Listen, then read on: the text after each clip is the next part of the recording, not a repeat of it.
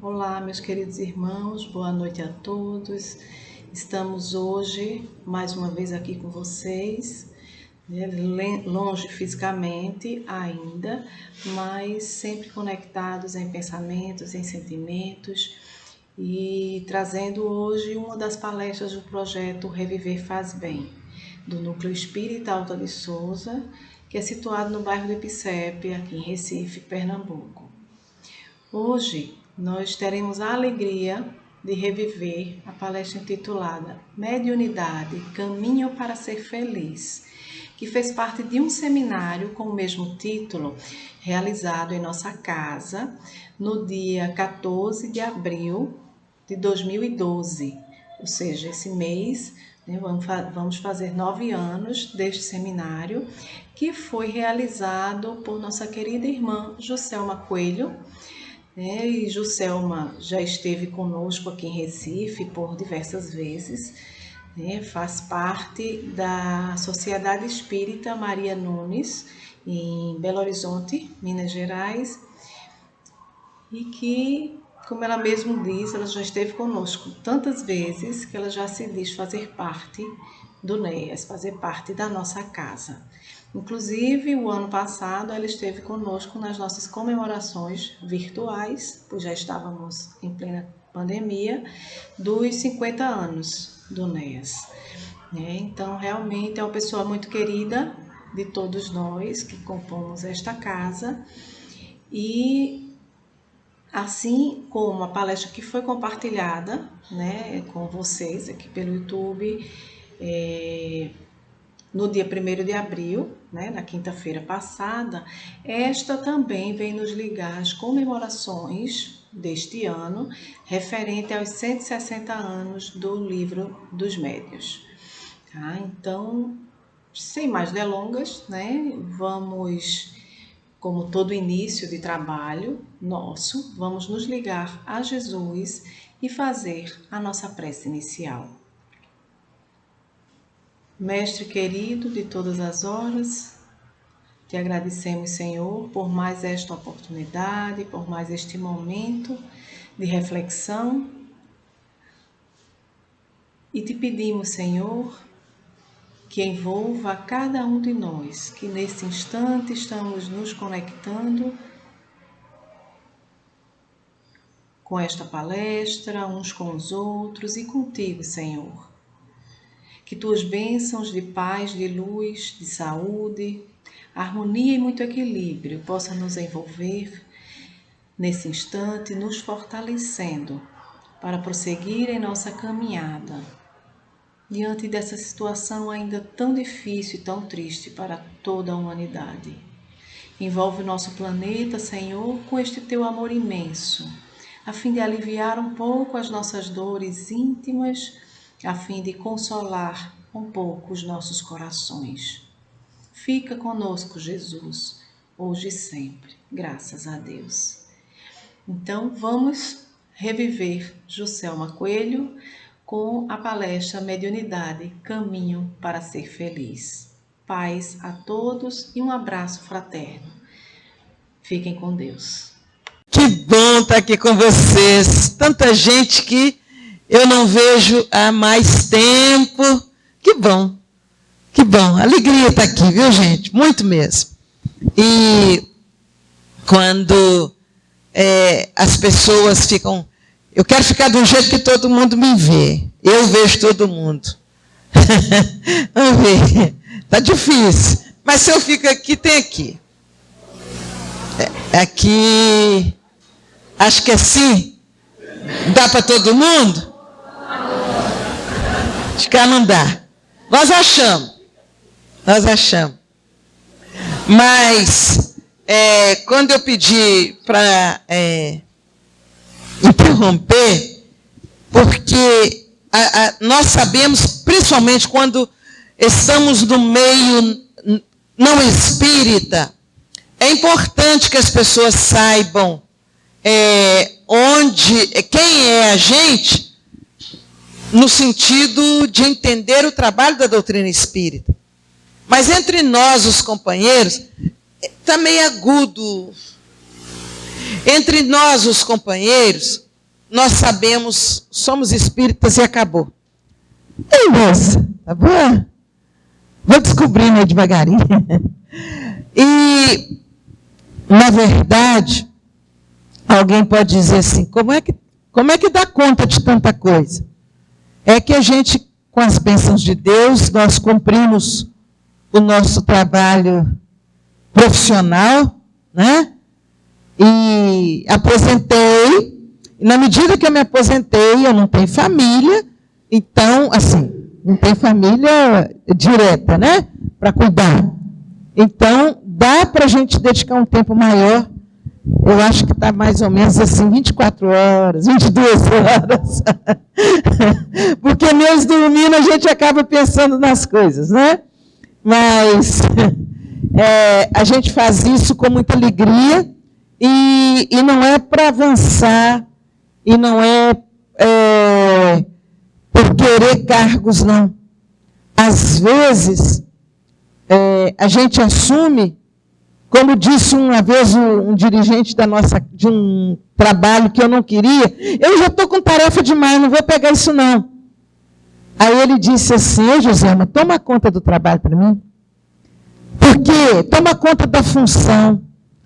Porque se você não fizer nada nessa função, pelo menos você está tomando conta dela, para que outro que poderia prejudicar tudo que já está aí pronto, ele não entra. Então você toma conta da função. E eu acabei aceitando por isso. Então, já que é para ser tomadora de conta, eu vou. Né? Mas o tempo urge. É preciso que nós saiamos um pouco da nossa acomodação. E se sobrar um tempinho na nossa vida, meia hora por dia, vamos usar essa meia hora por dia para trabalhar em favor do necessitado. Isso também é mediunidade. Muita gente alega que não tem tempo para fazer as coisas.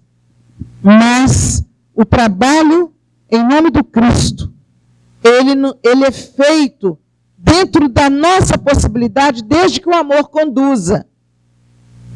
Então, e isto faz parte da educação da nossa mediunidade. Eu estou começando exatamente de um lado que talvez fosse o final, mas como ela ficou falando sem parar aqui, né? Por quê? Por que isso faz parte da educação da nossa mediunidade?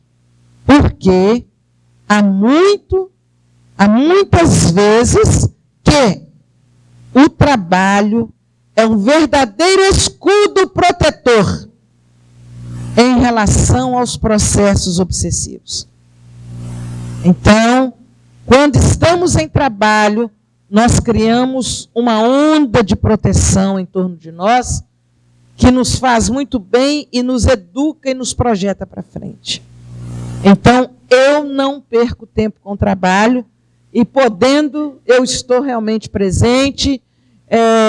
Eu não olho quantidade de pessoas que vai falar para 3, para 5, para 1000, ou o local que vai falar. Se é para falar em nome do Cristo, da paz, do amor, a gente precisa ir. Há um ano atrás, me chamaram para falar numa casa de Umbanda. E eu fiquei assim, mas meu Deus, o que eu vou falar? E o amigo espiritual me disse assim, você está esperando que o pastor ou o padre vão lá falar para eles? Vai falar que eles estão mexendo com o demônio? Vão falar que eles estão perdendo tempo e vão desequilibrá-los? Você conhece um pouco de doutrina? Você conhece a ação dos espíritos? Vai lá e fala para eles. Porque a partir daí, você pode deixar uma sementinha de compreensão a respeito da base da doutrina espírita. E foi aí que eu acabei indo, não uma só vez, mas fui outras vezes e fiz amigos eternos, né? Então a gente não tem que ficar fazendo impondo condição nem escolhendo. O trabalho no bem é a melhor forma para que nós possamos evoluir, para que nós possamos crescer. Vamos ver se agora dá certo?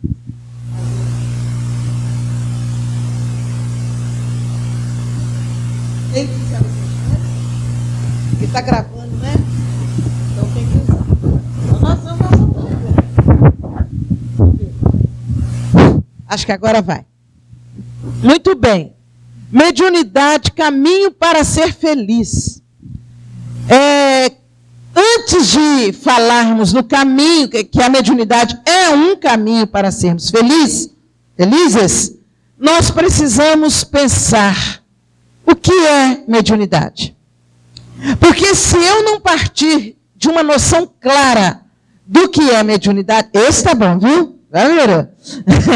Se eu não partir de uma noção clara do que é mediunidade, como é que eu posso afirmar que ela é um caminho para eu ser feliz? Então, nós vamos ver a mediunidade como uma faculdade, como as outras que temos, que estão muito ligadas aos nossos sentidos. A faculdade de ver, então, me permite ver, fisicamente falando. A faculdade de ouvir, né?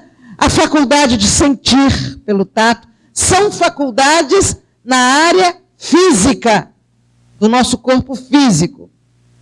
Então, a mediunidade é uma faculdade, com uma diferença grande em relação às outras. Porque a mediunidade ela é uma faculdade com bases na organização física. Bases na organização física. Mas ela se projeta para o plano psíquico e espiritual, e é exatamente aí que está a diferença dela. Muitos chamam a mediunidade de sexto sentido, é por causa disso que se fala nos outros sentidos, que são faculdades. E a mediunidade é também, só que ela tem a base orgânica, mas ela se projeta na relação, quando na comunicação com os espíritos, ela parte do corpo físico, extrapola para o perispírito e alcança o espiritual. Então, se ela é uma faculdade com bases orgânicas, na estrutura orgânica, eu não posso jogar a mediunidade fora. Ninguém a poder dizer, a gente pode, eu não quero ser médium, eu não gosto da mediunidade, pode falar, mas não consegue abrir mão dela. A não ser que os espíritos nobres, com permissão de Deus, tenham a condição de, por um período, como que, deixar a mediunidade hibernando, calma, naquela pessoa, para dar tempo à pessoa de amadurecer. Mas não tem como jogar fora, porque ela está na base orgânica de cada um de nós. Exatamente porque ela traz os compromissos, ela reflete os compromissos do passado do espírito. Então, ela tem essa base orgânica, na estrutura orgânica, exatamente vinculada aos compromissos do passado, dentro da lei de causa e efeito. Então é algo muito sério, uma estrutura muito profunda, que não dá para a gente brincar de ser médium ou ignorar a nossa mediunidade. Então, vamos partir daí, uma faculdade com base na estrutura orgânica, e essa nossa estrutura orgânica, ela é projetada de acordo com meus compromissos do passado. Todo mundo sabe disso. Meu corpo físico, ele vem com as características, quando eu falo meu, é de todos nós, vem com as características que permitem eu acessar os compromissos do passado e ir quitando com mais facilidade. Então, se ela está presa ao passado, certamente também ela se conecta com o futuro, porque através da mediunidade eu vou criar condições de me programar melhor para o futuro. Olha, então fica claro que mediunidade é algo realmente muito sério. E nesta relação com o plano espiritual, em que ela se projeta a partir do perispírito e plano espiritual, ela vai me permitindo não só limpar os compromissos do passado e conquistar méritos para o futuro, mas ela me permite ser fonte, ou melhor, ser ponte, para educar, para socorrer aqueles necessitados que possam ter contatos comigo ou em torno de onde eu estou lidando. Isto posto, eu vou também entender algo muito sério. A mediunidade não está ligada a mim apenas para o período em que eu estou na casa espírita ou em torno de uma mesa mediúnica. Esse é um outro ponto muito sério. A mediunidade é uma aquisição minha, o meu tipo de mediunidade, que cada um tem a diferença, por mais semelhante que seja um do outro, há uma diferença como as impressões digitais são diferentes. Então, a mediunidade não é algo que terminou a reunião mediúnica e eu falo, então assim seja, e tiro e guardo na gaveta, e fecho, e vou embora. Não. O médium, ele é médium em qualquer circunstância. O médium, ele vai se educar na casa espírita, mas ele é médium em todos os lugares onde ele estiver.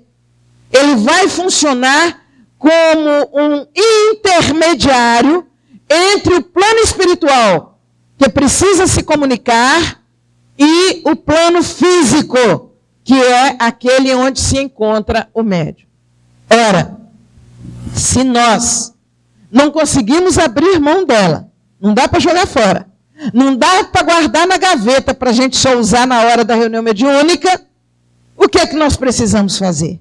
Aprender a conhecer melhor a mediunidade e lidar com ela, utilizando-a para a nossa felicidade e para a felicidade dos outros. Então, este é um ponto importante.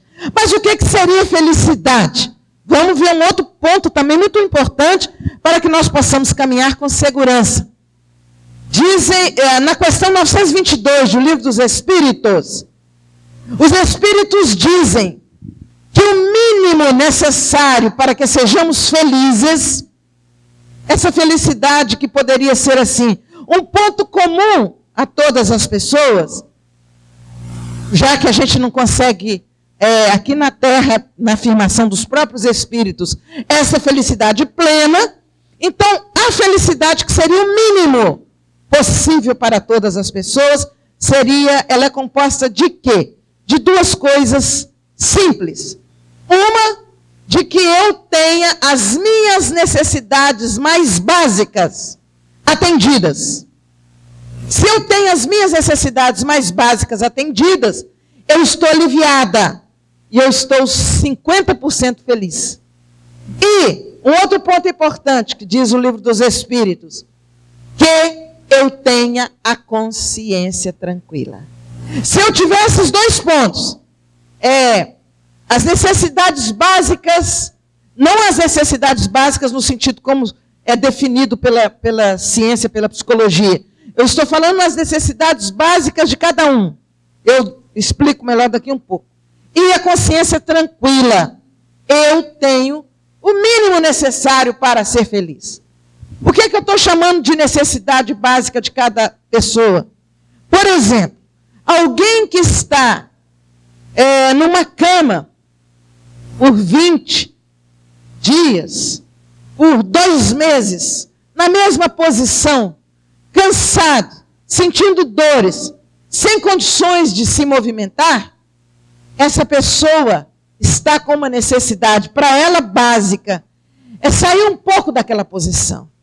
E se eu chegar ali e fizer um leve no corpo dela, e segurar um pouco, quem já fez isso sabe o que a pessoa fala. Ai, Graças a Deus. Ou seja, aquela pessoa tinha uma necessidade: sentir o corpo um pouquinho desencostado da cama. Aí você põe ela de lado um pouquinho e ela se sente aliviada. Ou aquela que está com fome. Ou a minha necessidade básica, às vezes, em alguma área, pode ser completamente diferente da necessidade básica de alguém que tenha um poder aquisitivo melhor, e que o que eu estou chamando aqui de necessidade básica, para ele seria até adquirir alguma coisa dentro do nível financeiro dele, que aquilo para mim nunca seria necessário, e para ele é. Então, se ele é atendido naquele mínimo necessário, para ele, para cada um de nós, e se a nossa consciência está tranquila, você chega em casa assim: hoje o dia foi pesado, trabalhei muito, estou cansada, mas graças a Deus, fiz tudo que eu podia fazer para que tudo corresse bem. Ora, quando nós agimos assim, a consciência tranquila, certamente nós então temos o mínimo para ser feliz. Vamos somar as duas coisas. Médium, não temos jeito, já sabemos que não temos jeito. Diz o livro dos médiuns que todos somos médiuns, pela minha definição, não minha, pelo que eu trouxe aqui, vocês viram que todos somos médiuns. Mas aí o livro dos médiuns diz que alguns têm essa faculdade mais ostensiva do que outros. É aí que se coloca a diferença. Então, às vezes a pessoa tem uma característica mediúnica em que ela é instrumento da psicografia, ela é instrumento da psicofonia, né? Ela pode, por exemplo, ser instrumento da fala. Aí é o tipo de mediunidade em que ele se torna mais ostensivo. Mas, basicamente, o básico nessa relação, naquela definição que eu trouxe de mediunidade, todos nós somos médiuns. Então, estamos partindo deste ponto. Todos nós somos médiuns. E todos nós podemos e devemos buscar essa felicidade mínima através de sermos moderados naquilo que nós queremos ter. É claro que sem acomodação, a gente vai querendo outras coisas e vai alcançando outros pontos que a gente queira, e trabalhar à luz do Evangelho para que nós tenhamos sempre a consciência tranquila. Se nós conseguirmos isso, nós já estamos dando passos para sermos felizes. Mas na medida que nós entendemos a mediunidade desta forma, nós vamos então buscar alguns pontos que tornem claros para todos nós como eu posso fazer da mediunidade um instrumento para eu ser feliz. Então, aí começa a apertar, né? Você tá bom, agora que eu te vi atrás. Sarou? Então tá bom. Então, vejam bem, na medida que a gente vai tentando entender o que eu posso fazer para conseguir alcançar esse nível de felicidade, eu preciso buscar alguns pontos. E aí eu vou entender melhor por que toda casa espírita, todo dirigente espírita fala que eu tenho que estudar. Eu falo, mas eu não quero estudar. Eu não gosto de estudar. Mas você precisa estudar. Aí a gente vai começar a entender. Porque estudando, nós vamos entender o que fazer com a nossa mediunidade e por que eu tenho que mudar o meu comportamento para melhor. Quando eu começo a estudar a doutrina espírita, e que eu adentro pelos princípios da doutrina, e eu conheço as leis naturais, eu não tenho jeito mais, gente, de ser diferente. Eu vou mudando, eu vou melhorando, porque eu começo a perceber que aqueles princípios da doutrina espírita, eles são recursos para me deixar mais tranquila na vida. São recursos que, quando eu coloco em prática, eu vou sendo, eu vou me tornando mais suave, eu vou vivendo com maior harmonia. E esses princípios da doutrina espírita, eles não são simplesmente princípios da doutrina. Eles são reflexos do Evangelho de Jesus. Porque a doutrina espírita é a revivescência do Evangelho de Jesus. Então, o que Jesus coloca, e nós vamos buscar no Evangelho, a doutrina espírita vai trazendo como princípios bem claros para todos nós. Então, eu vou encontrar, por exemplo, um dos princípios da doutrina, que existem as vidas sucessivas. Eu tenho que acreditar nisso. Se eu acredito que as vidas são sucessivas e que eu vou ter uma caminhada constante, olha quanta coisa vai acontecer. Eu vou ter mais tolerância com as pessoas à minha volta. Que eu vou dizer assim, não, calma. Ela vai ter outras oportunidades, outras chances de evoluir, de compreender e de crescer. Eu vou entender a mim mesma nas minhas aflições, porque, peraí, eu estou com um compromisso lá atrás, mas deixa eu me trabalhar aqui. Só de conhecer o princípio das vidas sucessivas, um monte de coisa muda na minha vida. Eu perco o complexo, eu perco o preconceito. Para que eu vou ter preconceito do outro? Eu não sou melhor do que ele. Porque nesta encarnação, se eu estou tendo alguma experiência diferente da dele, ele também em outra área vai ter experiência diferente da minha. Ou seja, só este princípio, sem falar nos outros. Só peguei um assim, que pode ser que tenha alguém aqui que não conheça os princípios e que possa ficar, mas o que ela está falando? Então, eu dei esse exemplo, o das vidas sucessivas, né? Então, que ou seja, em outras palavras, eu estou falando da reencarnação. Então, na medida que eu conheço isso, quando eu tenho lá um filho difícil, e que eu poderia me desequilibrar por causa daquele filho difícil, eu, conhecendo a existência da reencarnação, eu vou entender que aquele filho é uma bênção, um presente para mim. E que se ele é difícil, Deus o colocou no meu caminho como mãe, como pai, solução.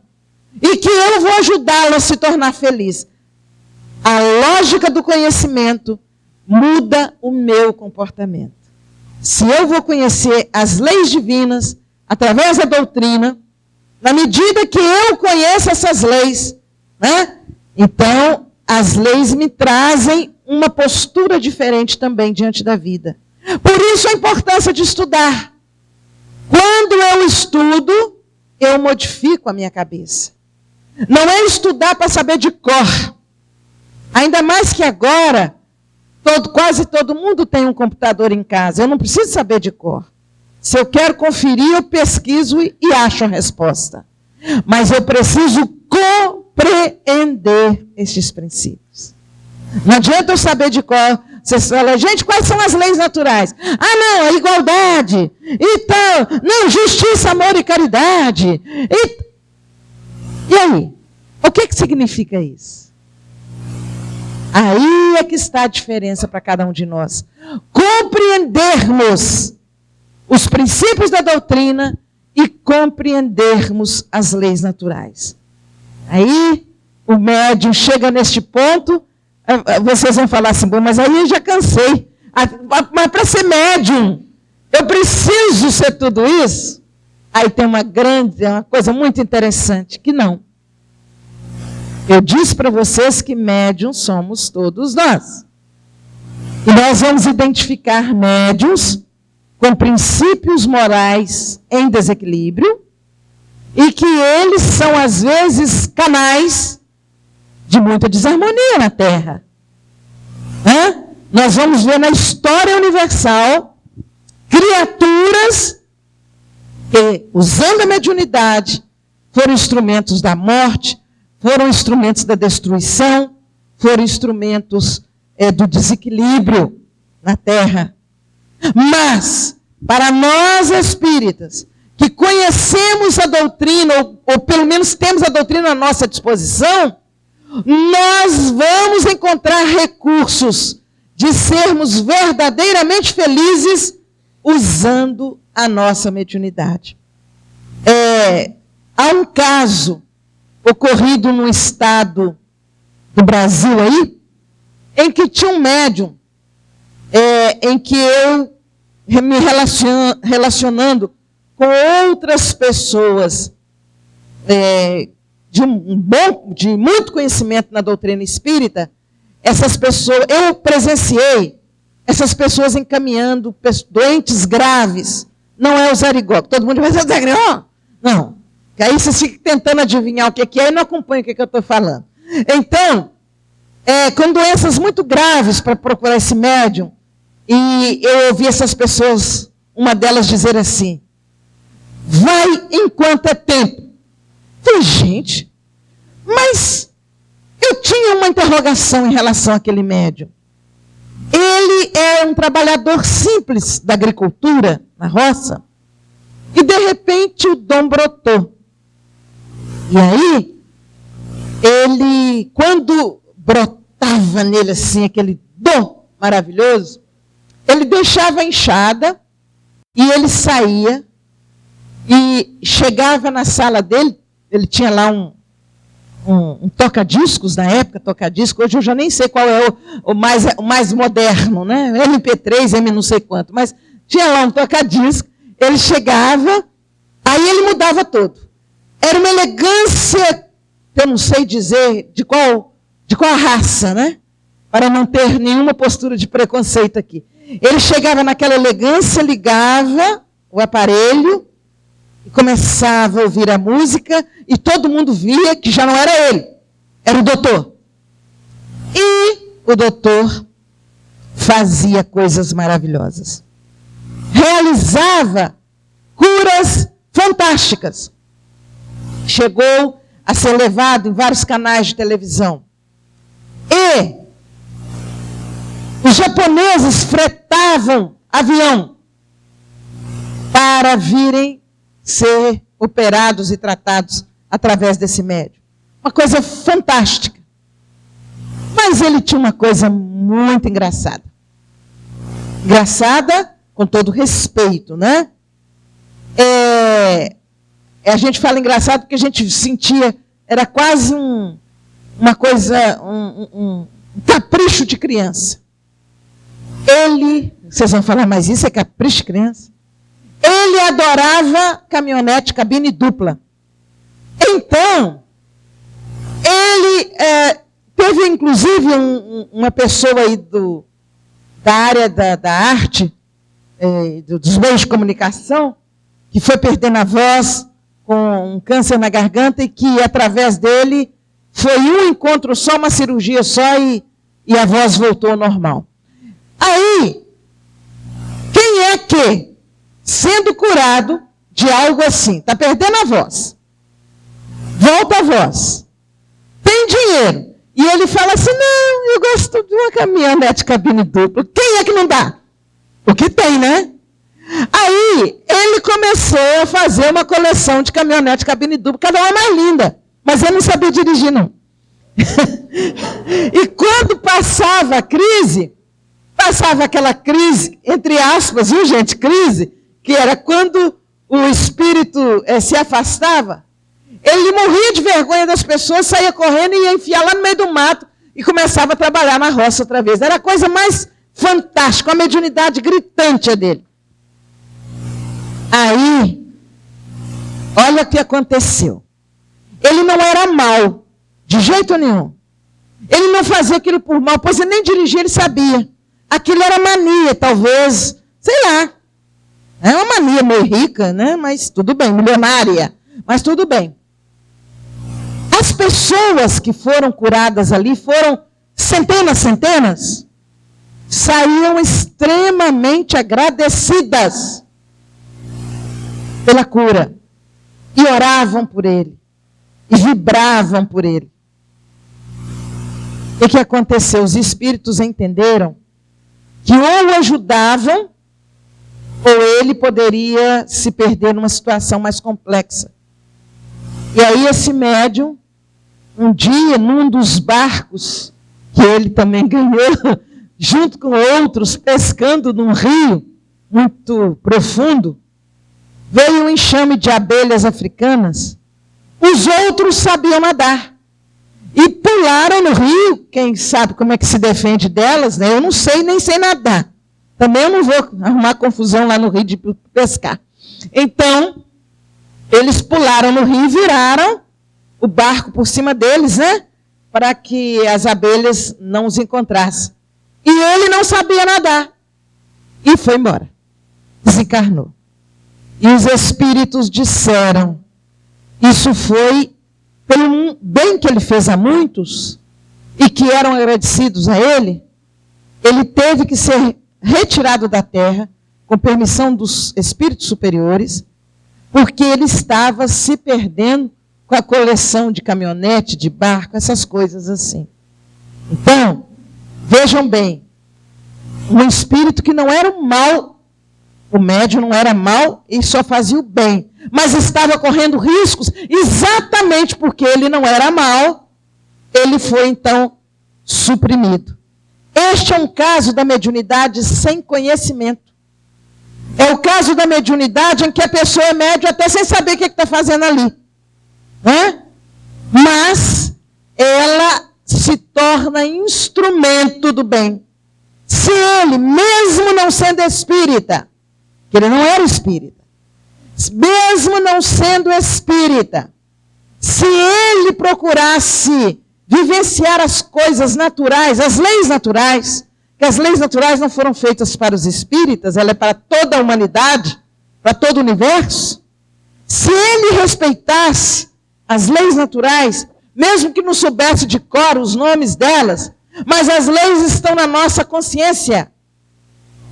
Se ele não tivesse assim, usufruído do benefício de querer fazer coleção, coisa de criança, porque ele nem dirigia, mas eu queria fazer coleção de caminhonete, cabine dupla, ele certamente poderia talvez ter ficado por mais um período e ter ajudado a muitas outras pessoas. Nós espíritas temos, além do conhecimento, nós temos a oportunidade de entender através do próprio trabalho, como é que funciona a nossa mediunidade. Diante de tudo isso que a gente falou até agora, muda também o nosso conceito de mediunidade na casa espírita. O médium na casa espírita não é apenas aquele que se senta em torno de uma mesa para dar passividade. E agora? Aquele que está lá na porta me esperando, me recebe, ele é um médium porteiro. E ele faz um instrumento como se fosse... Eu vou usar uma expressão bem simples, gente. É só para todo mundo entender. Ele faz como se fosse a primeira chuveirada que eu faço ao chegar na casa espírita. O primeiro banho energético que eu recebo pode ser através do médium porteiro. Pode ser que ele, pela invigilância, não seja. Mas ele é médium porteiro. O que faz a limpeza do salão, nós chegamos aqui achando tudo tão limpinho, bonito, agradável, são médiuns da limpeza. Porque enquanto eles limpam o chão, a parede, não sei o quê, eles estão conectando com os espíritos ligados à limpeza do psiquismo do local. E há uma inter-relação entre a limpeza física e a limpeza psíquica do ambiente. Aí nós, os dirigentes da casa, lá vai o Mário Jorge e fala assim, eu não sou médium. Médium dirigente da casa espírita. médium administrador, médium presidente. Através do presidente, do administrador, tem o nome que tiver, através dele, os espíritos vão atuar buscando melhorar a disponibilidade do trabalho da casa. Mas ele também vai ser instrumento dos processos obsessivos, porque os irmãozinhos que não querem a harmonia do ambiente vão bater nele para desestruturar o resto da casa. Apanha feito coitado, todo dirigente de casa espírita, todo jeito. Apanha mesmo, mas não é à toa não, está ali não é à toa também não. Tem motivo para isso. Como qualquer função que nós estivermos, tem motivo para isso. Então, nós temos um médium, aquele que adora ficar lá na cozinha fazendo café. Não, eu não sou médium, não. Eu só vou lá na casa toda semana, eu vou lá, faço um cafezinho, um chazinho. É médium. Médium na cozinha. E se ele for fazer um cafezinho, um chazinho, com um processo de desequilíbrio, revoltado, nervoso, já foi feita uma experiência em São Paulo, no hospital. E aquele que cozinhou nervoso, irritado, foi provocado para ver a reação. Quem comeu da comida passou mal, deu diarreia, a maioria. Que também os que tiver diarreia deve ser médium, que captaram as energias. Olha para vocês verem como é que é a coisa. Então, onde é que tem a importância de ser médium? Que eu falei assim, porque eu sou médium. Porque eu sou médium. Todo mundo é médium. A diferença está na postura moral. É isso? E no tipo de atividade que desenvolve com sua mediunidade. Então, todos nós, o que dirige a reunião pública, o que dirige a reunião mediúnica, eu não sou médium, não, eu só dirijo a reunião mediúnica. É médium. É médium. Quantas vezes ele fala coisa que depois ele fala assim, eu não sei onde é que eu tirei isso. Não estava nem pensando naquilo e falei aquele negócio. Olha que interessante. É porque a mediunidade funcionou. Como é que a gente é bobo assim, fica achando que não é médium? E fala, não, eu não tenho esses negócios de mediunidade aí, não.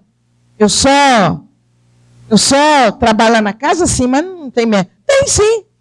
Só que são tipos diferentes de ações. Então, na medida que nós vamos percebendo que todos na casa espírita atuam como médiuns nas suas funções, cadê o caminho para ser feliz? Vocês estão vendo como é que a coisa vai apertando?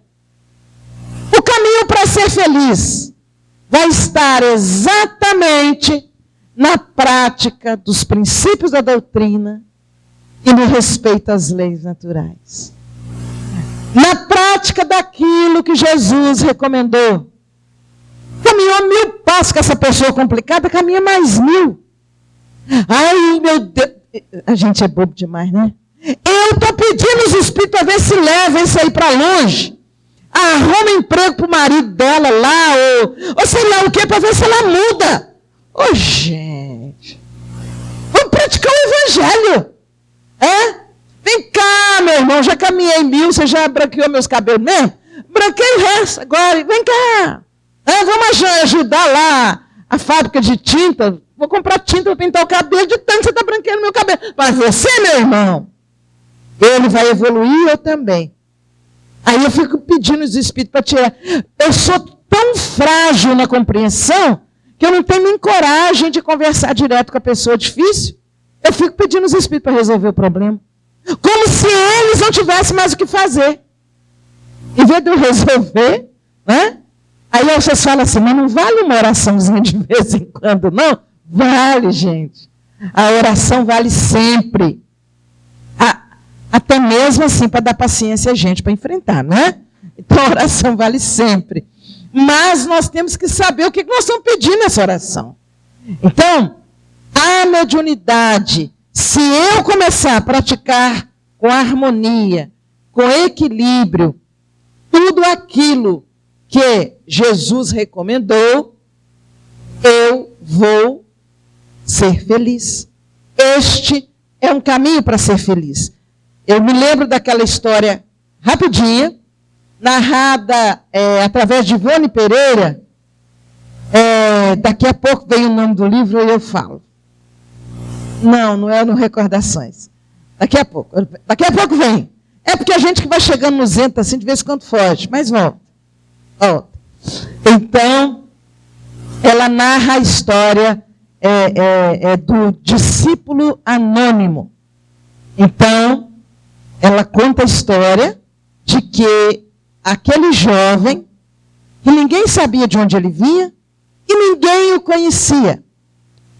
E ele tocava uma flauta, trazia uma sacola de pano, onde ele tinha ali papiros para anotar alguma coisa. Quando Jesus começava a falar, ele tirava, guardava a flauta, tirava o papiro e anotava algumas coisas de longe. Ninguém sabia o que ele anotava. E também ninguém cuidava e ligava muito para ele, não. Aliás, hoje pela manhã eu falava sobre isso aqui. A gente ultimamente corre tanto que a gente nem olha se fulano veio, se fulano não veio e tal. Ainda imaginem ele. Mas nem olhava, nem sabia quem era ele. Mas naquela época era assim. Jesus amanhã vai falar em tal lugar. Então todos iam para aquele lugar. E ele também ia. Ele ficava sempre mais de longe. Quando Jesus começava a falar, ele parava de tocar a flauta e anotava. Até que um dia houve uma espécie de notícia falsa. Eles anunciaram que Jesus ia falar num lugar e Jesus não chegava. E Jesus não chegava e a multidão já se movimentando impaciente, porque nós somos assim, né, gente? As pessoas podem fazer por nós 99,99% do que a gente precisa. Quando falta um centésimo do porcento, a gente reclama mais aquilo que não ganhou, que não fez, do que aquilo tudo que a pessoa fez. A humanidade se caracteriza muito por isso. A gente valoriza sempre mais o negativo do que o positivo. E aquela comunidade ali não estava diferente. Começou a se movimentar de forma impaciente e a reclamar. Tinha pacientes na cama, nas macas, tinha pessoas assentadas no chão, outros escoradas em bengalas, né? Os cegos, os surdos, os obsidiados, e a multidão era muito grande. De repente, veja o que acontece. Aquele jovem estava sentado ali num canto, tocando sua flauta. Ele para de tocar e guarda a flauta. Mas ele não tira os papiros para anotar. Ele começa a caminhar por entre a multidão. E ele diz assim: em nome de Jesus o Cristo, eu ordeno, levanta e anda. Em nome de Jesus o Cristo, eu ordeno, passe a ver. E o outro levantou e começou a andar, e o outro começou a enxergar. Em nome de Jesus o Cristo, eu ordeno, afaste desse irmão e que ele volte a ter a razão funcionando. E ele foi curando aqui, foi curando ali. Lá vem Pedro. Pedro, mais um outro apóstolo.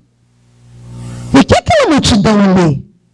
Está parecendo multidão de quando o mestre está no meio, mas o mestre não está ali.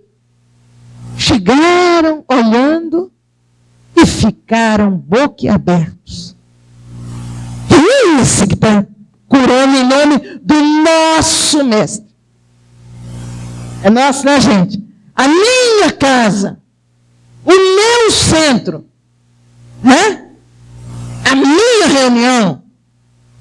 Quem é esse que está curando em nome do nosso mestre? Eu não sei, você conhece? Não, nunca vi. Claro, eles nunca tinham olhado.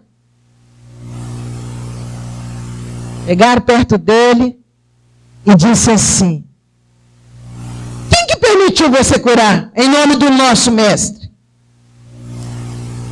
Ele ficou em silêncio. Você não pode fazer isso. Você não é um dos nossos. Ai, minha gente, isso dói, né?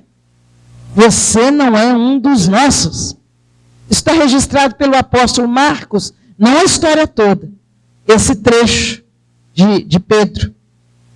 Aí ele não brigou, ele não questionou, Ele não explicou. Ele poderia ter dito, mas não, eu não quis não. De repente me deu uma coisa aqui.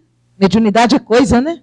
Então eu vou fazer, me deu um troço assim, eu levantei. Mediunidade é troço. Engraçado, né? Então, ele poderia ter dado uma explicação. Mas ele ficou em silêncio. Também não pediu desculpas, porque ele não tinha pedido desculpas a pedir. O que ele fez? Ele voltou, pegou a flauta, começou a tocar e voltou para o seu cantinho. E continuou tocando. Os 2 discípulos saíram dali felicíssimos. Mestre, mestre, tinha alguém curando em teu nome, ali na praça. E nós o proibimos. Eles estavam como crianças, felizes, por terem defendido o mestre. Mas quem é que consegue defender Jesus? Defender de quê? Nós o proibimos. Achando assim, que tinham feito, o máximo do máximo.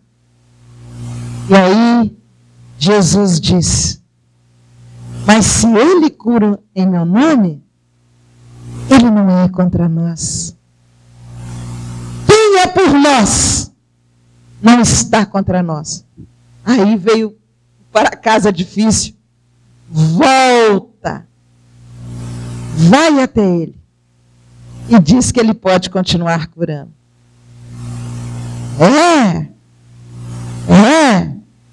Aí eu fico imaginando, Deve ter enrolado a língua na hora de falar. Eles não podiam desobedecer Jesus. Voltaram, eu fico imaginando, Voltaram murchinho e chegaram perto do jovem. Ele lá tranquilo, tocando a flauta dele.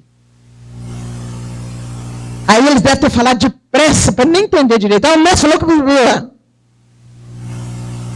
Mas ele entendeu. O mestre falou que é para você continuar o seu trabalho. Vocês acreditam? Se fosse a crioula aqui. Eu ia falar assim. Tá vendo? Ou então eu ia dar um riso de ironia assim, Pois é, vocês me proibiram, bem feito, Não. Ele jovem.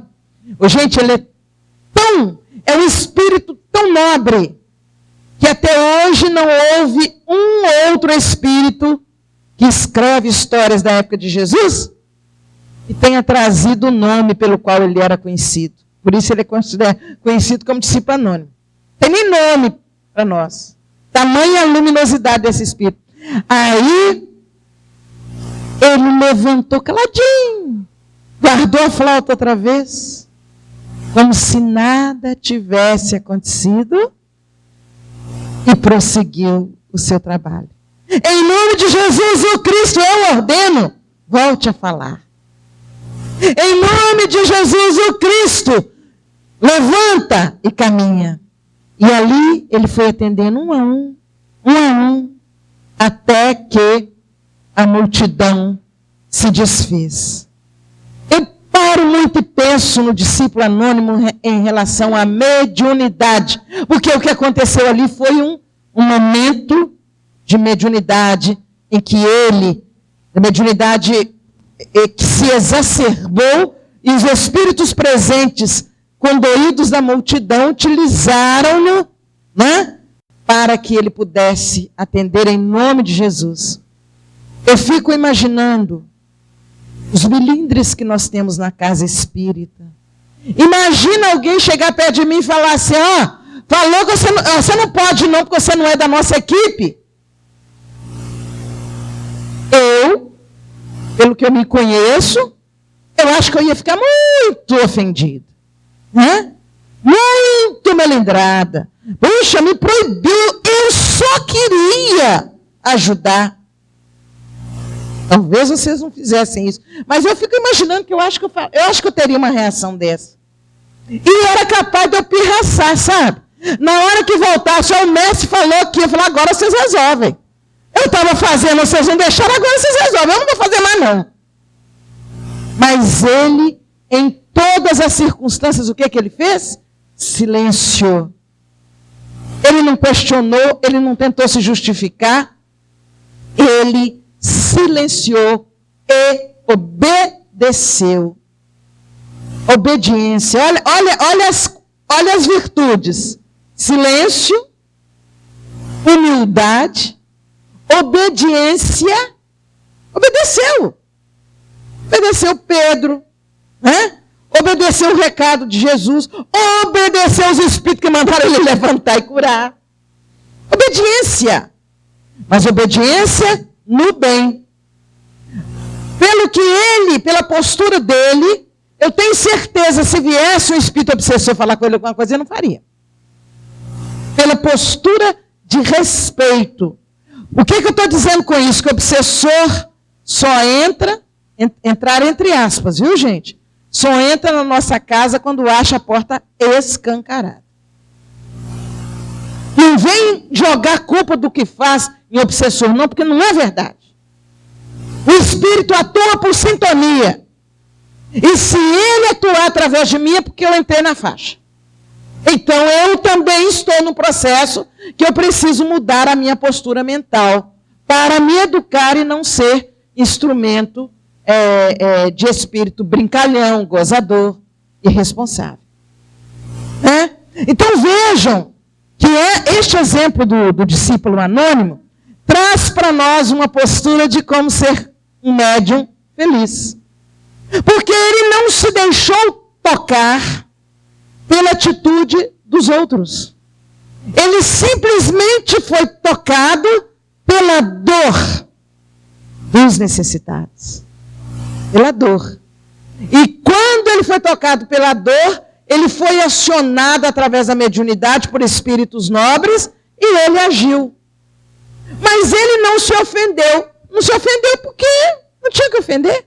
Ofender por quê?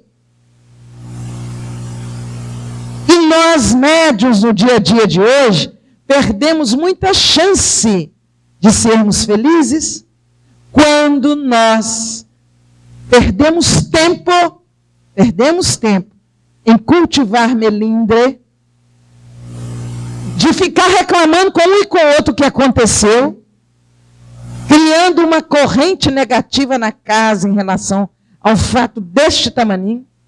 Do melindre, eu ainda sou divulgadora do melindre.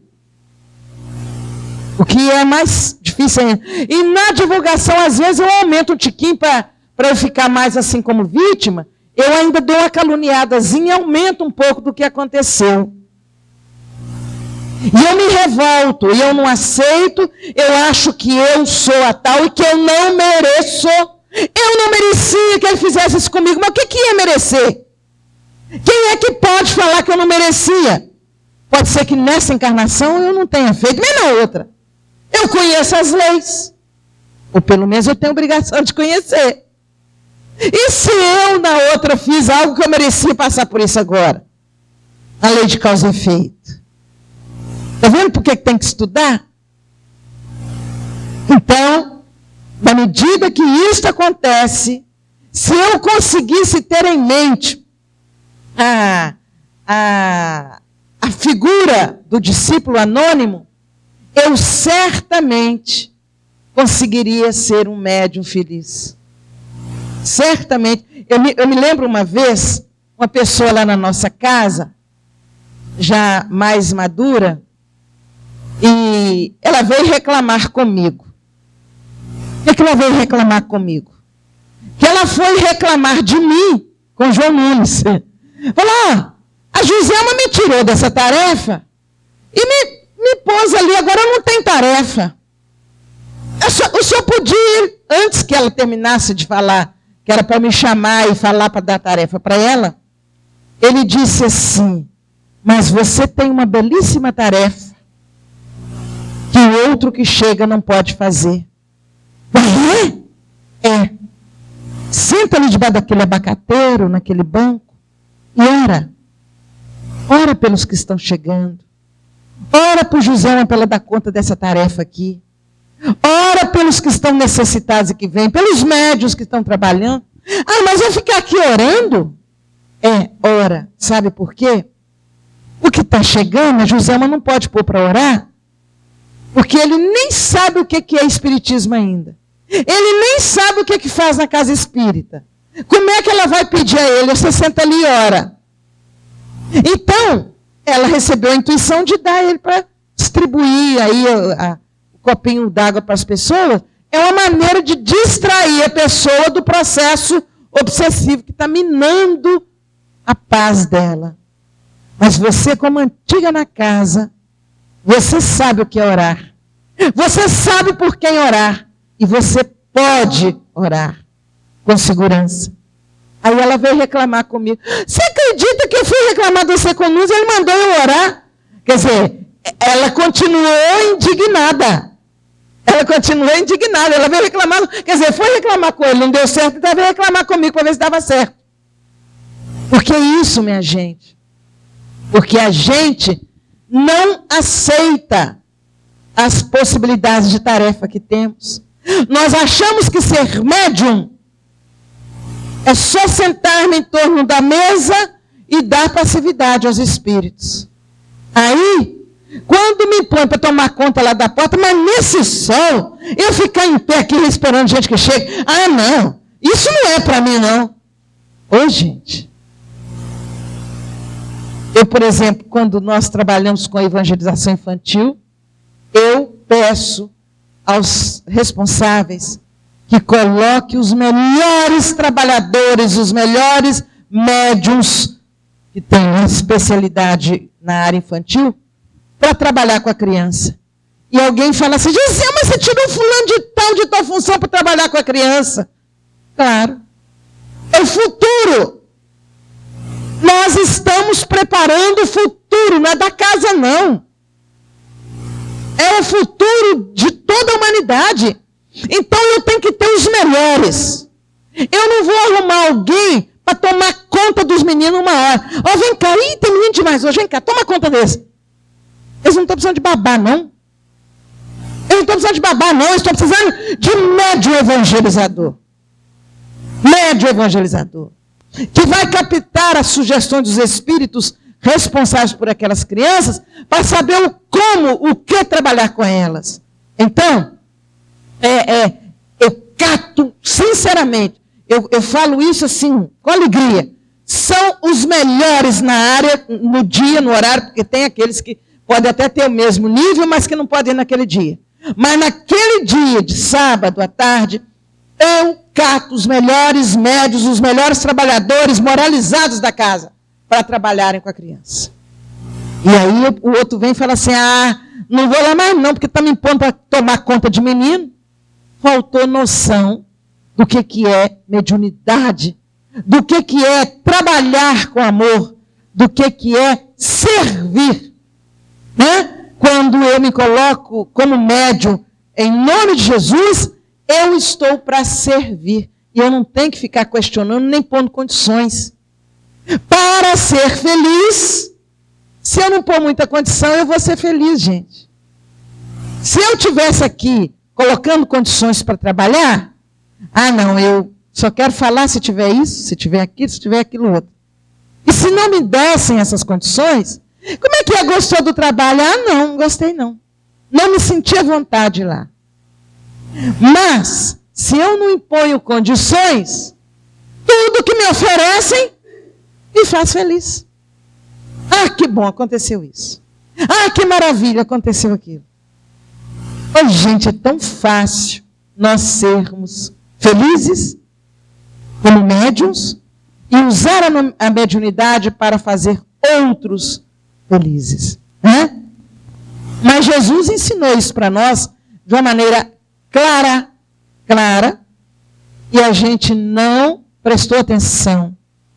Ele, numa singela recomendação, ele ensinou ao médium, e nenhum de nós pode dizer que não aprendemos. Ele ensinou ao médium o caminho da felicidade. Ele disse, ide e pregai. Pregar? Mas então todo mundo agora tem que ser expositor? Todo mundo agora tem que ser orador? Porque ele falou para ir pregar? Não é orador de falar. O pregar, pelo exemplo, pela atitude, pela reação, Eu posso pregar o evangelho, a doutrina, como médium presidente da casa, e devo. Não é falando para o povo sobre o evangelho, não. É agindo como um seguidor de Jesus. Cumprindo os compromissos. Mas o que está lá na portaria também vai ser um pregador do evangelho. É tão bom quando você chega na casa, a pessoa recebe você com um abraço. Ô, fulano, seja bem-vindo, que alegria. Ela não precisa nem abraçar, aquela colocação dela, o seu olhar brilhante, né? O seu sorriso, te traz um bem-estar. Foi o primeiro passe, a chuveirada que eu disse lá atrás, né? Foi o primeiro passe que a pessoa recebeu ao entrar na casa. E às vezes ela está vindo pela primeira vez, ela diz, nossa, eu nunca tinha sido recebida assim em outra casa. Mediunidade na portaria. Está pregando o evangelho na portaria. E aí vai. Mas ele não falou só para pregar, exemplificando. Ele disse assim, curai os enfermos. Mas curar os enfermos, a medicina hoje está tão avançada, não precisa de médium curador mais. Né? A Anvisa está aí vigiando todo mundo que sai da linha. Mas como é curar os enfermos? O que é isso? Os enfermos da alma. O ciumento é uma enfermidade. O ciúme é doença. O ciúme é doença. A inveja é doença. A língua grande que fala o tempo todo do outro assim, ó, é doença. O que está amargurado, a amargura é doença. A angústia é doença. O medo é doença. E tantas e tantas. A depressão. Como é que eu vou cuidar dessa doença? Curar os enfermos que estão à minha volta. Primeira coisa que eu tenho que fazer? Eu tenho que me curar. Como é que eu vou tentar ser médium, evangelizado, que cura o doente da alma, se a minha alma está doente? Olha para vocês verem a seriedade disso. Então, curar os enfermos, inclusive eu. Então, para eu me curar, eu vou me aceitar como eu sou. Eu vou lutar para melhorar sem revolta. Eu vou buscar praticar as recomendações de Jesus com equilíbrio. E etc, etc. Eu me curando, eu começo a curar os outros que estão perto de mim. O Jesus começou a apertar. Pregai, curai os enfermos. Aí ele disse mais, ressuscitai os mortos. Falei, mas quem sou eu para fazer o que Jesus fez? Lázaro veio para fora. E Lázaro veio. Não tem essa condição. E Jesus manda eu ressuscitar os mortos. Os mortos do entusiasmo. Os depressivos. Aqueles que estão mortos para a vida. Aqueles que estão mortos para a fé, para a esperança. Aquelas pessoas que ficam curtindo uma mágoa, não sei de quê. Eles estão mortos, às vezes, para a vida. Mas como é que eu vou curá-los? Faz o que Jesus fez com Lázaro. Lázaro veio para fora. Vamos chamar esses mortos. Vem para fora. Aí vocês vão falar, mas você acha que é só falar, vem cá para fora, que eles vão vir? Mas não é na fala, é no convite. Vamos dar algum serviço para essas pessoas fazerem diferente. Vamos convidá-las para ir em algum lugar conosco. Vamos devolver a elas a alegria de viver. Vamos motivá-las a sair do ponto zero em que estão. Isso é ressuscitar os mortos. Começa na nossa casa, na nossa família. Nós temos, às vezes, muitos mortos vivos dentro de casa. Pessoas que estão indiferentes à vida. Pessoas que estão indiferentes à dor do outro. Pessoas que estão indiferentes a tudo e a todos. Estão parecendo que estão robotizados diante das coisas. São mortos vivos que nós precisamos fazer com que eles venham para fora. bem para fora, saiam de dentro de si, que as pessoas parecem que se fecham, né? Cria uma casca de ovo, no aspecto aí da casca de ovo, mas energeticamente, a pessoa se fecha em torno daquilo.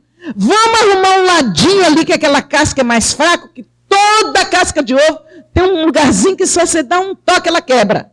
Vamos descobrir e vamos quebrar a casca que está envolvendo essa criatura, deixando-a morta para a vida. Vamos despertar nela a responsabilidade, o interesse. Você fala, mas como é que eu vou fazer isso? Não sei, vocês que têm que aprender. Vocês que vão fazer prece e buscar inspiração. Porque eu também estou tentando aprender a fazer os com os meus. Vocês acham que eu também não lido com morto-vivo? Ou vocês acham também que eu não tenho enfermo para curar? Então nós, cada um de nós, temos que buscar a saída disso. Ele já mandou o quê? Pregar. Ele mandou ressuscitar os mortos. Ele mandou curar os enfermos. Será que ele falou mais alguma coisa, gente? Hein? Ela lembrou ali, expulsar os demônios. E tem outro, que nós vamos chegar daqui a pouco, que é limpar os leprosos, né? Então, vamos falar o que ela falou primeiro ali. Expulsar os demônios. Mas como expulsar os demônios? Nem ele deu esse exemplo de expulsar. A palavra expulsar fica pesada, né? É expulsar os demônios. Para onde? Eles também não são filhos de Deus? Tem gente que vai brigar comigo e dizer que não são, mas são. São filhos de Deus que ainda estão equivocados e estão desconhecendo a existência das leis. Mas vai chegar o dia que eles vão encontrar o caminho do amor. Sei lá se eu já fui demônio também, não quero nem saber, deve ter sido. Então não tem esse negócio de demônio no inferno eternamente. Não existe isso não. O livro Céu e Inferno de Allan Kardec é muito claro nisso. Então expulsai os demônios. Mas como é que Jesus expulsava os demônios? Só com a presença. Vocês lembram daquela história lá do Evangelho?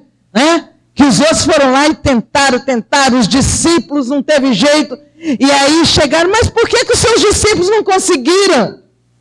E você conseguiu.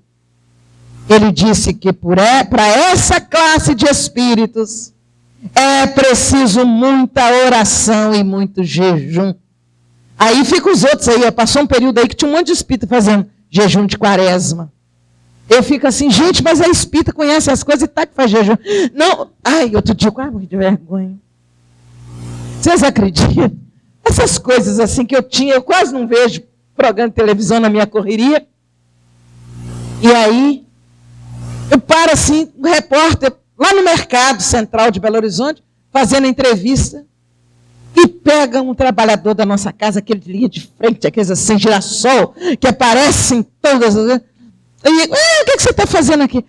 Eu vim comprar aqui, não sei o que e tal, porque nesta quaresma toda eu fiz jejum, agora eu vou comprar um bacalhau para arrematar. Eu falei, Jesus amado, eu estou comemorando a ressurreição do Cristo, comprando um bacalhau para comer. Eu falei, mas desde quando eu comemoro comendo bacalhau? Isso é conveniência, porque é um prato caro, né? Então a gente dá uma desculpa para comer o bacalhau. Então eu estou comendo bacalhau para comemorar a ressurreição de Jesus. E eu fiz o jejum na quaresma. Quando ele chegou na nossa casa no dia seguinte, eu falei, eu te vi na televisão. Que bom, você me viu? Eu falei, vi. E ele todo feliz. Coitadinho. Eu tinha que ter ligado a televisão naquela hora, né? Eu falei, agora desde quando que espírita faz jejum de quaresma assim? Hábito? Aí ele ficou assim. Porque ele nem percebeu que estava numa prática católica, que eu não estou criticando, viu, gente? Eu não estou criticando, eu estou mostrando que nós espíritas não precisamos, pode até fazer jejum para emagrecer, para você ler para quê? Mas não tem que ser só na quaresma. Faz jejum quando quiser, se acha que faz bem. Mas não tem que pegar a prática de uma religião e trazer para a sua. como se fosse obrigação nossa também. Daqui a pouco vai falar assim, não, todo espírita tem que fazer jejum. E aí todo mundo, se não estudar, embarca. Voltamos lá. Jesus disse assim, tem que fazer, para essa classe de espíritos, tem que fazer, é preciso muita oração e muito jejum. O jejum moral. O jejum da língua, não criticar e não falar mal do outro. O jejum da malícia. O jejum de determinadas práticas. É isso que Jesus disse, é preciso muita oração e muito jejum. A oração, tem espírita que acha que não precisa orar mais não. Não, o trabalho é oração. Eu estou trabalhando. É assim não, gente. A oração é um instrumento da gente saudar o Pai a cada dia. Se você entra em algum lugar, você cumprimenta as pessoas. O soldado está no quartel, faz continência, cumprimenta. E etc, cumprimenta. E a gente esquece a cada dia de cumprimentar a nosso Pai. A oração. Aí a gente lembra dele quando tem que pedir, né? Aí pede. Mas essa oração, louvor, a oração saudação, nem sempre. Então ele vem e diz, é preciso muita oração. Estado de oração. E muito jejum. Aí você expulsa os demônios. É por isso que os espíritos tentaram lá, em nome de Jesus, em nome de Paulo, que é discípulo de Jesus, eu te ordeno, afaste daí. O que o Espírito falou? A Paulo eu conheço. A Jesus eu sei quem é. E vós quem sois? Como quem diz, quem é você para vir aqui me ordenar isso aí? Qual é a sua altura moral? Eita ferro, hein? Qual é a sua altura moral para tentar me afastar daqui? Porque Paulo e Jesus não precisavam falar. Chegava eles lá, saíam. Mas o outro veio, se afasta em nome de Paulo, que é discípulo de Jesus. Não. Quem é? Os dois eu não sei. O outro eu conheço. E você quem é? Para tentar isso comigo. Então, afastai os demônios é na postura moral. Tudo isso, se nós estivermos fazendo, nós vamos encontrar o caminho da felicidade, né? Pregar. Que mais? Curar os enfermos. Que mais? Ressuscitar os mortos. Olha, vocês são bons na coisa, hein? Que mais? Expulsar os demônios, mas está faltando um. Está faltando um. Limpai os leprosos. Limpai os leprosos.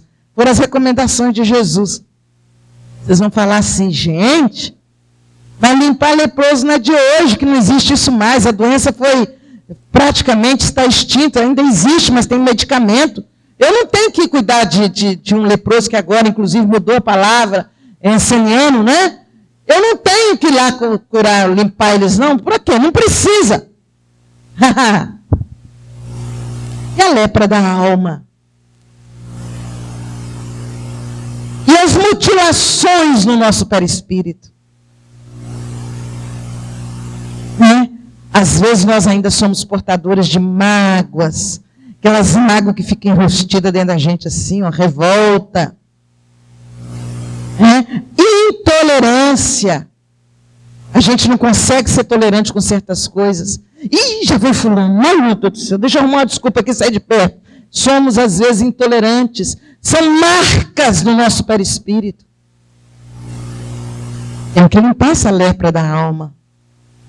Nossa, para ajudar o outro a limpar dele. Porque o outro só vai se permitir limpar se vê que nós também, que somos referência para ele, mudamos. E Jesus falou para ser feliz, ele não falou para ser feliz, não. Mas se ele deu essa recomendação, ele só trabalhava em favor da nossa felicidade. Se nós conseguirmos fazer tudo isso aí, minha gente, nós vamos buscar, nós vamos realmente ser felizes.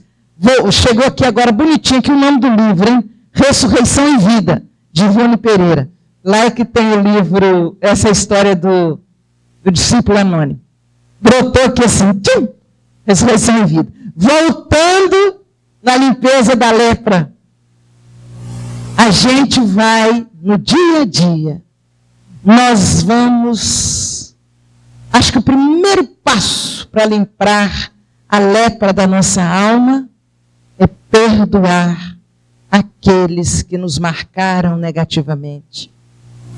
Qual de nós não temos que perdoar alguém, meu Deus do céu? Qual de nós? Você fala assim, não, eu não tenho, não. Isso, a pessoa está esnoba, né? Eu não tenho que perdoar ninguém. Só não, eu só tenho uma coisinha assim, só um caminho que doeu uma vez assim, sabe? Aí a pessoa começa a mudar o tom de voz para contar. E ela conta aquilo com colorido. E você fala, não tem nada para perdoar, não. Ela tem que esquecer primeiro. Né? Então, nós precisamos desse exercício, que o perdão é a limpeza da marca da alma. Quando você esquece o que o outro fez, o marido que traiu, a mulher que fez não sei o quê, essas coisas todas que a gente vê por aí, né? O outro que caluniou, o outro que tomou o namorado, o outro que passou, mentiu e pegou um emprego, e outras coisas, e outras coisas, e outras coisas. Nós temos que fazer o exercício do perdão. Porque o perdão, ele exerce uma magia na nossa vida. E quando você consegue efetivamente perdoar, você passa a ter uma vida alegre, como se fosse assim um beija-flor, que saltita de flor em flor. O perdão tem a magia de revirar toda a nossa energia interior e nos colocar numa postura de alegria, numa postura de paz. Por quê? Tirou a sombra, limpou a lepra da alma, aí fica a luz que somos. Se somos filhos de Deus, Ele é amor, Ele é luz, Jesus é luz, nosso irmão maior, eu também sou luz. Não importa se a minha luz é desse tamanho, apagar demais, eu sou luz, eu sou. Ué, eu sou filha de Deus, sou irmã de Jesus, eu sou luz. Mas eu apago essa luz, eu deixo o matagal tomar conta, né? Esse matagal aí da revolta, que é a lepra. Aí, quando eu perdoo, sai. Tira esse matagal que encobre a minha luz. Então, minha gente, limpar os leprosos é limpar a nós mesmos, é limpar a nossa alma, é tirar as marcas da mágoa do nosso perispírito. Minha gente, o médium que fizer tudo isso que a gente falou desde o início, é um médium luz, é um médium amor, é um médium paz, é um médium que tem todas as virtudes no contexto da sua vida. Aí você fala assim, então como é que eu faço para deixar de ser médium? Não tem jeito. Já falei desde o início.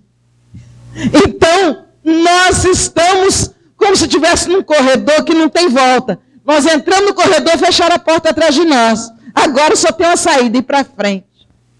Não tem outra. Qual é essa saída? É nós dar um jeito, reconhecer que somos frágeis e começar a mudar.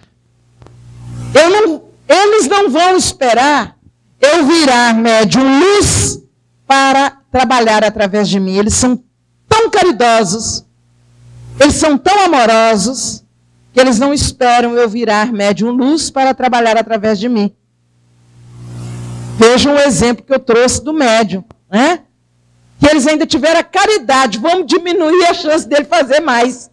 Então vamos levar ele embora, vamos trazer ele embora de volta, né? Mas, vejam bem, eles me utilizam na caminhada E lá no livro dos médiuns, nós vamos identificar lá que eles são os espíritos nobres falando, que quando é necessário, que eles utilizam até o médium ainda comprometido com o comportamento. Vocês têm que ajudar o fulano. Não tem outro? Vai aquele fulano, aquele que está ali. Está lá no livro dos médiuns. Mas que eles atuam com muito mais facilidade quando o médium é moralizado. Ou seja, cada um de nós sai daqui hoje como para casa, buscar recursos em nós para conquistarmos a paz interior, para sermos felizes. E a partir daí, a mediunidade vai fluir com muito mais segurança, fazendo outros também felizes. Né? É aquela historinha pequenininha que está lá no livro Jesus no Lar, Franciscano Xavier. Ele era um vendedor, um comerciante de medicamentos. E ele levava num burrinho, bancava, bravo, pirraçava.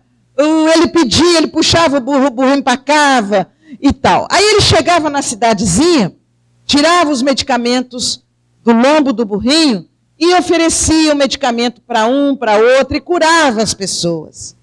Aí as pessoas começaram a valorizar muito a presença dele. E ele começou a se sentir indigno daquele reconhecimento. Ah, não, mas eu não mereço isso, não. Eu não sou assim desse jeito. Esse povo fica falando que eu sou bom. Quer saber de uma coisa? Agora eu não vou mais dar remédio para eles, não. Não vou curar eles mais, não. Não vou falar que é bom para eles tomarem, não. Eu vou só trazer o burrinho e entrego os remédios aqui. E eles que se virem, eles que tomam. Senão eles ficam achando que eu sou o tal e eu não sou. E ele entrou num processo depressivo e não vou mais indicar os medicamentos. Aí as pessoas começaram a reclamar. Ah, nós estamos sentindo falta, porque o Senhor não está ajudando e tal. Aí ele fez uma oração. Ô Senhor, me ajuda, o que é que eu faço? Eu não sei o que fazer. Aí o Senhor disse para ele, esse burrinho seu, eu já reparei, ele é pirracento. Aqui não tem médio pirracento. Ele empaca e não quer ir para frente. Ele morde quando alguém chega perto. Também eu sei que aqui não tem ninguém que morde quando fica bravo. Ninguém que faz isso. Beleza. Aí o Senhor foi falando com ele.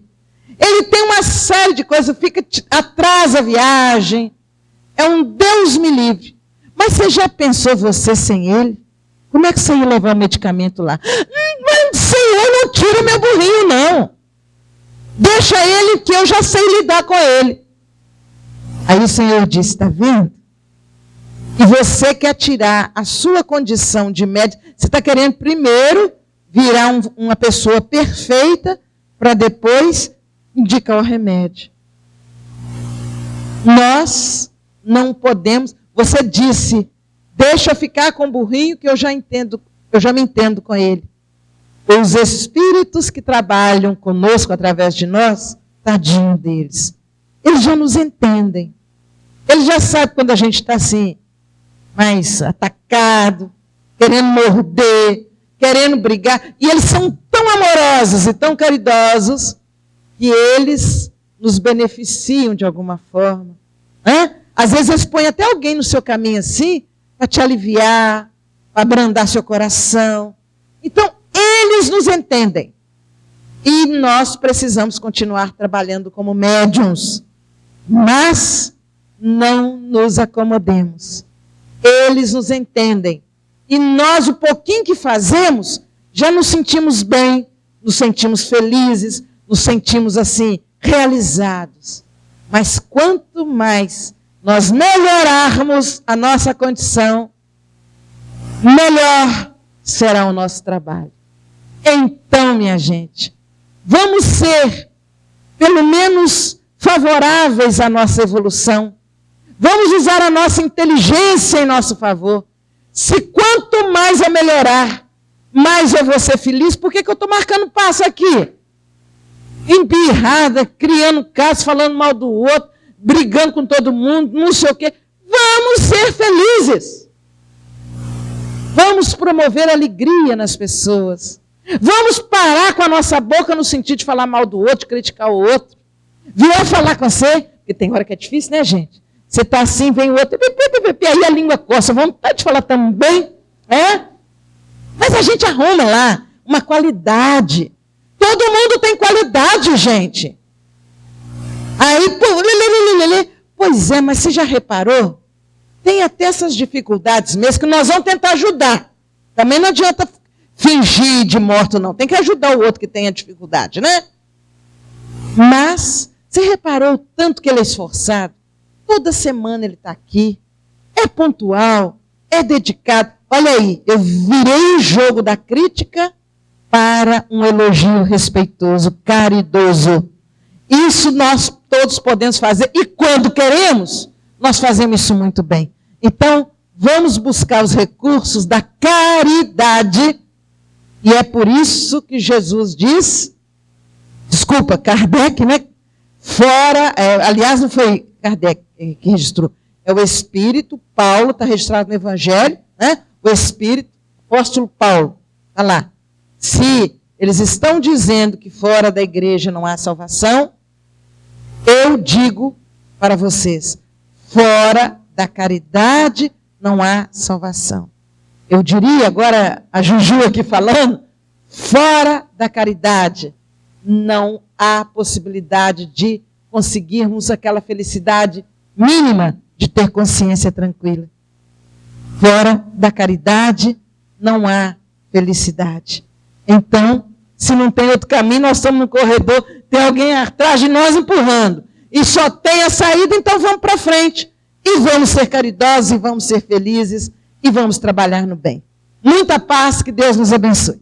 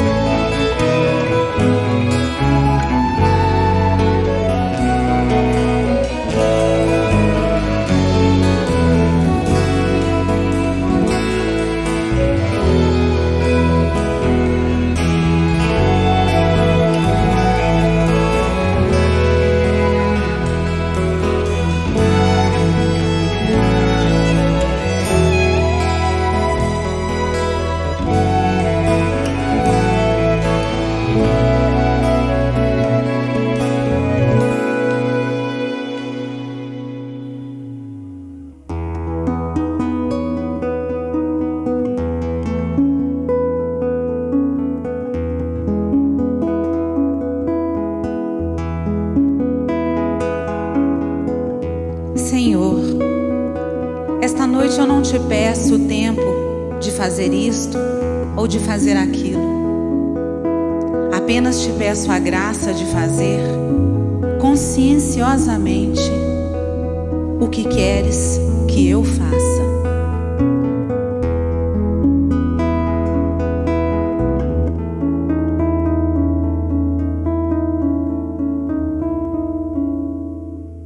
Seja na terra como é no céu, feita a vossa vontade, sem acusador nem réu, só justiça em claridade. Se és por nós, quem será contra nós? Se és por nós, quem será contra nós? Toda criatura Deus chama pelo nome pra despertar o ser e ser um anjo homem. Não existem potestades, não existe mal algum que nos possa apartar do amor de Deus. Não existem potestades, não existe mal algum que nos possa apartar do amor de Deus. És Pai e nosso de todos nós, bendito sejas que ouviu nossa voz. Hosana, aleluia. Oh, oh, assim seja. Oh, oh, amém. Oh, oh, assim seja. Oh, oh, amém. Toda criatura Deus chama pelo nome pra despertar o ser e ser um anjo homem.